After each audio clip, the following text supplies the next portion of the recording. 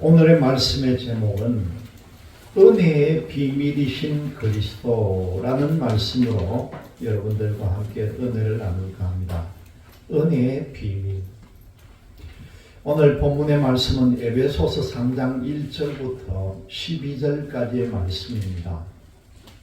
오늘 말씀의 주제를 보니까 이 세상의 종교는요, 보통 보면은 사람이 어떻게 해야 자기가 믿는 신으로부터 보상을 받는다, 그런 생각을 한다는 거예요. 우리 기독교를 믿는 성도들 외에 어떤 다른 종교를 믿는 사람들은 보면은 자기가 어떤 수련을 아주 열심히 한다든가, 아니면은 어떤 사람들은 자기의 몸에 엄청 고통을 줘가면서 뭔가 신으로부터 보상을 받는다, 그렇게 생각을 하고, 또 어떤 사람들은 내가 어떤 신에게 뭘 많이 바치고 재물을 통해서 내가 보상을 받을 거다, 그렇게도 생각을 하고요. 어떤 사람은 내가 다른 건 없어도 지극정성으로 아침 저녁으로든 시시때때로 그 신 앞에 나가서 내가 하면은 아마 신이 나에게 보상을 해줄 것이다, 그렇게 느낀다는 거죠. 그러나 우리가 믿는 바는요, 하나님이 먼저 우리를 사랑해 주셨다는 거예요. 그리고 우리에게 구원을 베풀어 줬다는 거죠. 이게 완연한 차이가 됩니다. 다른 종교들은 자기가 하나님이 아닌 다른 신에게 나아감으로 수련하고 재물을 들고 정성을 바침으로 내가 뭔가 보상을 받고 자기가 구원받는다 생각하지만, 우리 성도들에게는 하나님께서 먼저 우리를 택하시고 우리에게 다 와주셨다는 겁니다. 이게 얼마나 큰 차이가 됩니까? 하나님이 우리를 향해 먼저 시작한 게 뭐냐고 보니까요, 바로 은혜라는 겁니다. 은혜. 은혜의 주관자 그리스도를 통해 나타난 놀라우신 하나님의 은혜라는 사실입니다. 오늘 말씀의 논지를 보니까 그리스도는 하나님의 비밀로서 우리를 하나님의 사람으로 만들려고 나타내신다, 그렇게 말씀합니다. 첫 번째 말씀을 보니까 은혜의 비밀이신 그리스도에 대한 말씀을 2절과 3절에서 나타내 주시는데, 특별히 3절 말씀 보니까요, 곧 계시로 내게 비밀을 알게 하신 것은 내가 먼저 간단히 기록한과 같으니, 그러면서 4절 말씀이 뭡니까? 이 기록한 것을 읽으면은 내가 그리스도의 비밀을 깨달은 것을 너희도 알 수 있을 것이라는 거죠. 그리고 두 번째로 보니까 약속에 초청하신 그리스도에 대한 말씀인데, 6절 말씀이 뭡니까? 이방인들이 복음으로 말미암아 그리스도 예수 안에서 함께 상속자가 되고 함께 지체가 되고 함께 약속에 참여하는 자가 된다, 그렇게 약속에 대한 말씀을 합니다. 유대인만 하나님의 상속자가 되고 하나님의 지체가 되는 것이 아니라 유대인이 아닌 온 세계 이방인들도 똑같은 은혜에 들어갈 것이라는 거죠. 그리고 세 번째로 보니까 일꾼으로 삼으신 그리스도에 대한 말씀이 7절에 나오는데, 이 복음을 위하여 그의 능력이 역사하시는 대로 내게 주신 하나님의 은혜의 선물을 따라 내가 일꾼이 되었다. 하나님께서 이 사도 바울을 일꾼 삼아 주셨다는 겁니다. 그리고 마지막에 믿음을 강화하신 그리스도에 대한 말씀을 12절에 보니까 우리가 그 안에서 그를 믿음으로 말미암아 담대함과 확신을 가지고 하나님께 나아감을 얻었다는 겁니다. 여러분, 우리가 믿는 믿음이 다른 어떤 종교들하고 큰 차이를 보인다면은 뭐라고 생각을 합니까? 우리 기독교는 다른 종교하고 어떤 게 차이가 있다고 봅니까? 교리적인 차이는 우리가 말할 수가 있겠고, 그리고 어떤 조직이나 역사, 어떤 제도, 이런 차이도 다른 종교하고는 있다고 보죠. 이게 근원적으로 들어가면은 무엇의 차이가 있을까? 유일신론과 다신론의 차이가 있다고 말하는 사람들도 있습니다. 우리는 오직 한 분 하나님만 믿는 것이고, 다른 어떤 종교들, 특히 일본 같은 경우에는 수만 가지 신을 다 믿고 있는 거예요. 그래서 뭐랍니까? 일본에 가면 전도가 참 잘 된다고. 왜 잘 되나 하니까 예수도 만 가지 신 중에 하나예요. 그러니까 믿으라고 뭐 믿죠. 실제적으로는 안 믿는 거예요. 10,000명 중에 하나라는 거예요. 그렇게 다신론이 많은 나라가 일본입니다. 다른 종교에서는 사용하지 않는 단어로서 우리는 많이 사용하고 있는 말이라면 무엇이라고 생각합니까? 다른 종교와의 핵심적인 차이가 있어야 한다는 거죠. 어떤 사람들은 예수 그리스도를 믿는 믿음이라는 말을 대답으로 하는 사람도 있습니다. 어떤 때는 사람의 존재성이 다르다는 그런 분도 있고요. 그런데 우리는요, 근본적으로 다르게 하는 한 단어에 초점을 맞추려고 하면은 그건 바로 은혜라는 사실입니다. 은혜라는 이 말이야말로 우리가 믿는 믿음과 다른 종교에서 믿는 내용의 근본적인 차이가 여기에서 나온다는 거죠. 다른 종교는요, 정말 본인들의 노력, 그리고 어떤 공로와 공적에 의한 보상, 그리고 상선불악. 상선불악이 뭡니까? 선한 일을 많이 하면 상을 주고 악한 일을 하면 벌을 주겠다는 거예요. 그런 사상을 가지고 믿고 있다는 거죠.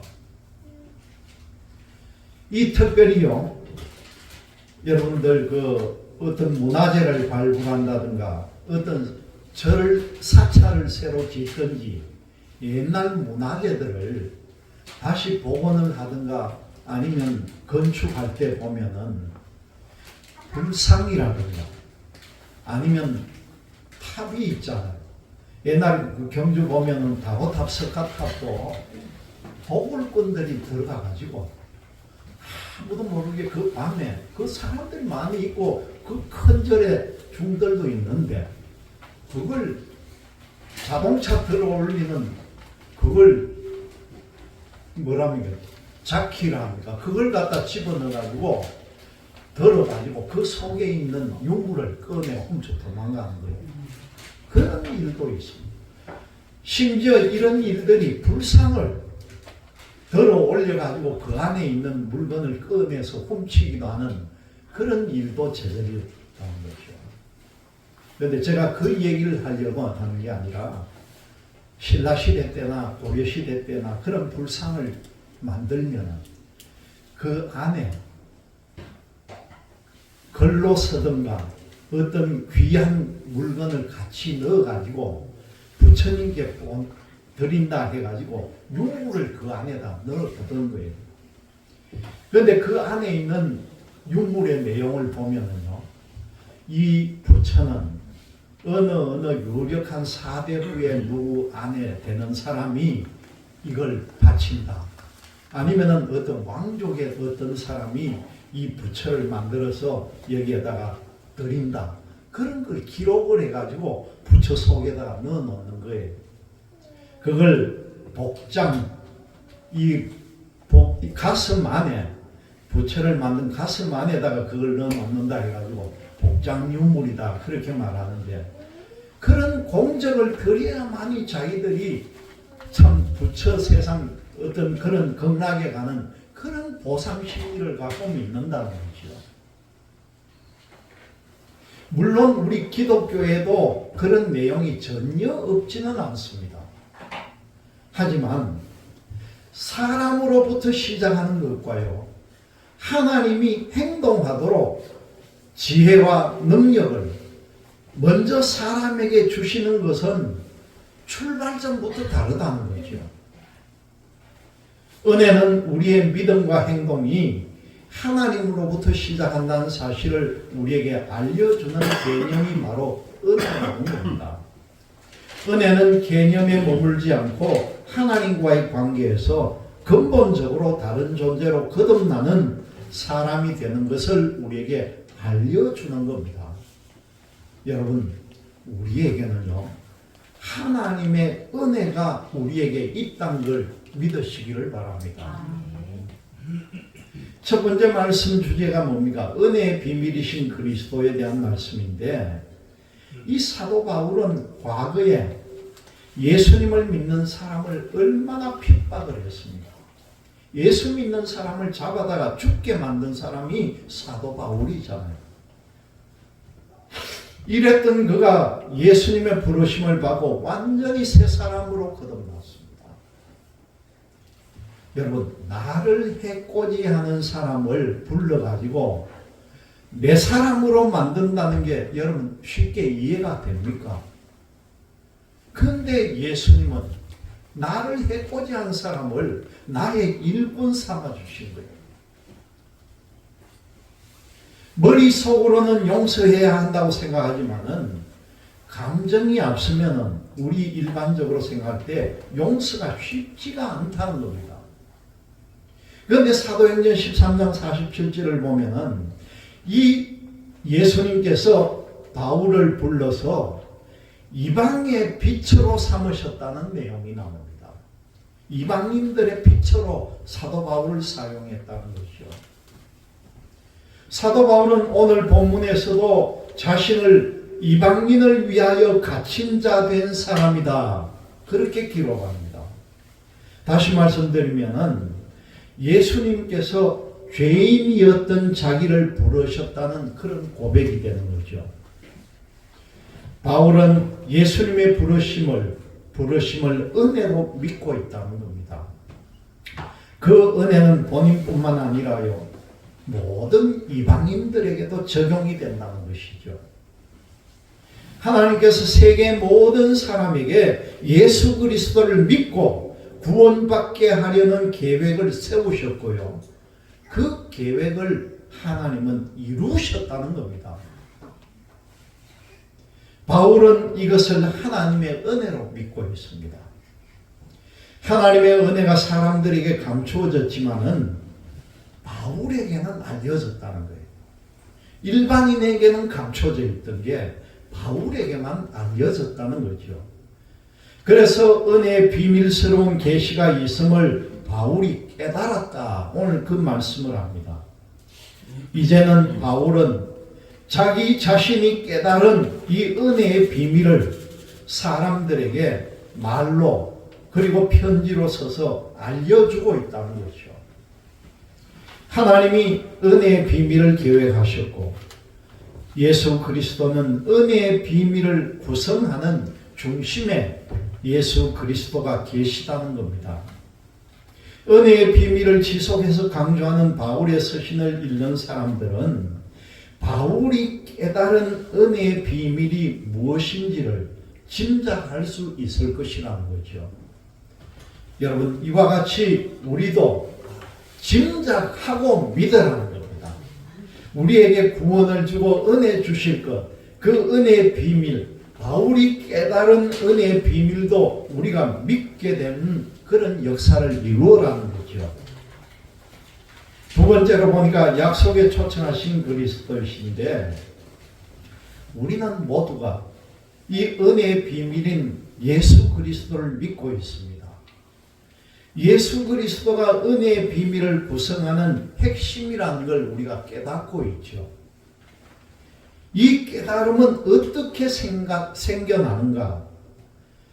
오늘 바울을 통해 우리가 답을 찾아보면은 성령으로 가능하다, 그렇게 말합니다. 과거에 살던 사람 혹은 다른 세대에 살던 사람의 아들들에게는 알리지 않았던 하나님의 비밀이 거룩한 사도들과 선지자들에게 뭐라고 했습니까? 성령으로 나타났다는 거죠.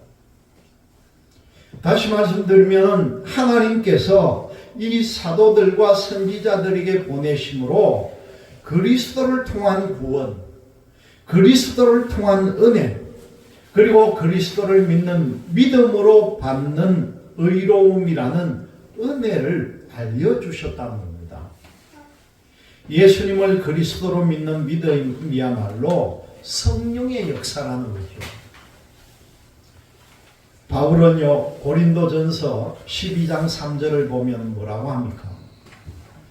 성령이 아니고는 누구든지 예수를 주시라 할 수 없느니라, 그렇게 말씀합니다.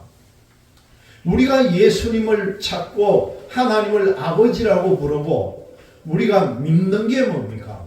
성령께서 우리에게 주신 마음이라는 거죠. 그런 성령이 아니고는 누구든지 예수를 주라고 할 수가 없다는 겁니다. 여러분들이 예수님, 하나님 아버지 부르는 그 순간에도 성령은 우리에게 작동되고 있다는 걸 여러분들 믿으시기를 바랍니다. 멀리 찾지 마세요. 우리가 하나님 아버지 부르는 그 순간에 성령이 함께 하신다 믿으라는 거예요. 성령이 어디 계시는가? 하늘에 있나? 나에게 있나? 옆에 있나? 찾지 말라는 겁니다. 예수님을 구주로 믿는 사람들에게는요, 양자의 영이 주어졌다는 거예요. 양자가 뭡니까, 여러분? 옛날 어른들 양자 잘 알잖아요. 큰 집에 자식이 대를 못 이으면 작은 집에 자식 불러다가 양자 세우잖아요. 왜요? 그래야 대를 이어간다 생각했단 말이에요. 옛날에는. 작은 집에 아들 하나밖에 없는데 그 아들도 양자로 주라 하면 큰 집에 바쳐야 되는 게 옛날 관습이에요. 그런데 하나님께서 예수님을 구주로 믿는 사람들에게는 우리를 하나님의 아들로 전부 여러분들을 양자로 만들어줬다는 겁니다. 양자로. 이 양자의 영이 뭡니까? 양자의 영이 바로 성령이라는 겁니다. 성령의 은혜로 우리는 하나님을 뭐라고 부릅니까, 여러분? 아버지라고 부르잖아요. 아버지라고. 하나님을 아버지라고 부르는 모든 세계 사람들,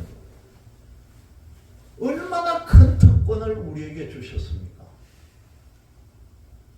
이 모든 것들이 믿음의 사람들에게 주어졌다는 이 얼마나 아름다운 은혜냐는 거죠. 하나님이 우리를 자녀로 삼아 주셨습니다. 하나님의 자녀가 된 우리는요, 예수 그리스도 안에서 하나님의 상속자가 되고요, 하나님의 약속에 참여하는 사람들이 다 되신 줄 믿으시기를 바랍니다. 그리스도께서 하나님의 자녀로서 받은 약속에 참여할 수 있도록 우리에게 길을 열어주시고 여러분들을 불러주셨다는 사실입니다. 세 번째로 보니까 일꾼으로 부르신 그리스도에 대한 말씀인데, 그리스도께서 우리를 초청했다면 과연 우리가 뭘 잘했기 때문이겠습니까? 우리의 노력이 가상하고 우리가 한 일이 매우 선량해서 예수님 마음에 딱 들어서일까요? 과연 우리에게 예수님 마음에 딱 들 만큼의 선량함과 완벽하게 선한 일을 할 만한 능력이 존재하기는 한가? 은혜를 모르는 사람은 자신이 하나님 마음에 들 만큼 행동을 했다 생각할지도 모릅니다.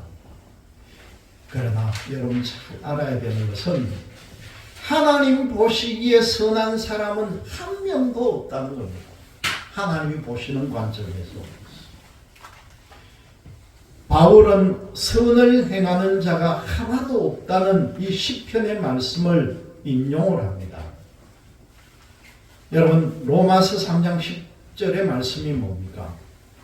기록된 바 의인은 없나니 하나도 없으며, 그렇게 말씀합니다. 의인은 없다, 하나도 없다, 그런 말씀이죠. 그러니까 선을 행할 줄 모르는 사람을 하나님께서 불러주시고 그 사람을 의인으로 만들어 주셨으니까 이 얼마나 놀라운 은혜인가 하는 거죠. 하나님이 나를 의인으로 인정하시는 선물로 주셨습니다. 여러분, 이 은혜라고 하는 것은요, 하나님이 주신 선물이에요. 값없이 주신 선물이에요. 바울은 은혜의 선물을 따라 자기는 하나님의 일꾼이 되었다, 그렇게 고백을 합니다. 지극히 작은 사람이라고 자신을 스스로 인식하는 그 바울에게 은혜를 주신 이유가 뭡니까, 여러분? 청량할 수 없는 그리스도의 풍성함을 이방 사람들에게 전하라고 하는 하나님의 명령을 주기 위해서 사도 바울을 불렀다는 거죠. 그리고 영원전부터 만물을 창조하신 하나님의 비밀의 경륜이 어떠한지를 드러내게 함이라는 겁니다. 지난번에도 한번 말씀드렸지만 여러분들은요, 영원전부터, 태초 전부터 하나님께서 여러분들을 택정하시고 지금 이 시대에 살 수 있게끔 하나님께서 하나님의 계획 아래, 설계 아래 두신 분이라는 걸 믿으시기를 바랍니다. 다시 말씀드리면은 그리스도가 바울을 은혜의 일꾼으로 삼아주셨다는 겁니다. 이 그리스도께서는요, 우리에게도 하나님의 은혜를 주시고 우리에게도 은혜의 일꾼으로 삼아주신다는 것을 믿으시기를 바랍니다. 마지막으로 보니까 믿음을 강화하신 그리스도에 대한 말씀인데, 오늘 우리에게 주신 이 본문은 우리의 믿음을 은혜, 하나님의 약속의 초청, 하나님의 일꾼으로 삼으심 등을 그 내용으로 우리에게 보여주고 있습니다. 이 믿음을 우리에게 허락하신 분이 누구입니까, 여러분? 이 믿음을 우리에게 주신 분이 누구냐는 거죠. 여러분, 바로 예수 그리스도라는 겁니다. 예수님께서 우리에게 이 은혜와 하나님과의 약속의 초청, 하나님의 일꾼 삼아 불러주셨다는 겁니다. 이 믿음을 바르게 깨닫게 하는 일, 바르게 깨닫게 됨이 바로 지혜라는 겁니다. 하나님은 이 지혜를 우리 교회에도 허락하셨고 이 교회에 이 지혜를 사용하도록 허락해 주셨다는 겁니다. 교회를 통해서, 이 말씀을 통해서 하나님의 지혜가 드러나게 되는 것은 하나님께서 영원전부터 예수님 안에서 예정하신 뜻이라는 거죠. 다시 말씀드리면은 하나님께서 예수님을 바르게 믿는 믿음을 강화하는 은혜를 우리 교회에게 주심을 믿으시기를 바랍니다. 교회는 그리스도의 몸이고 그리스도는 교회의 머리로다, 그렇게 골로새서 1장 18절에는 말씀합니다. 여러분, 우리는 교회의 지체들입니다. 고린도전서 12장 27절을 보면은 우리가 바로 교회의 지체다, 그렇게 말씀합니다. 여러분, 우리는 예수님을 그리스도로 믿고 있습니다. 그러므로 우리가 담대함과 확신으로 우리들은 하나님 앞에 나아갈 수 있다는 거죠. 그리스도께서 우리를 하나님 앞에 나가게 하는 믿음과 그 담대함을 선물로 주셨습니다. 이 선물 역시 하나님에게서 오는 은혜라는 것이죠.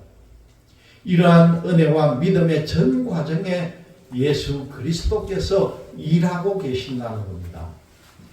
그리스도는 우리에게 믿음을 선물로 주시고 믿음이 자라도록 도와주십니다.